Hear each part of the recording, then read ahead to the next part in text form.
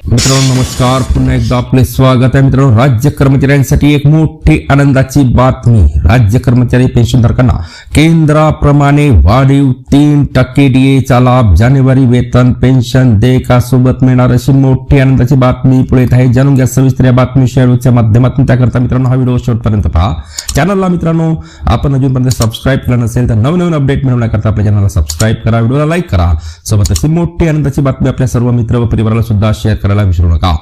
तर मित्रांनो, राज्य सरकारी, निम सरकारी, जिल्हा परिषद तसेच इतर पात्र कर्मचारी व पेन्शनधारकांना केंद्र सरकारच्या धर्तीवर वाढीव 3% महागाई भत्त्याचा लाभ हा जानेवारी वेतन देयकासोबत मिळेल.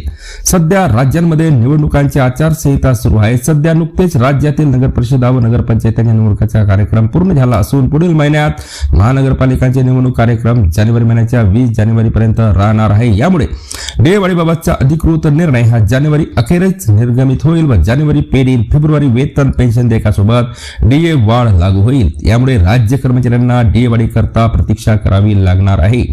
1 जुलै 2025 पासून वाढीव डीए व थकबाकी. मित्रांनो, राज्य कर्मचाऱ्यांना केंद्र सरकारच्या धर्तीवर दिनांक 1/7/2025 पासून वाढीव 3% महागाई भत्ता व महागाई फरकाचा लाभ मिळणार आहे.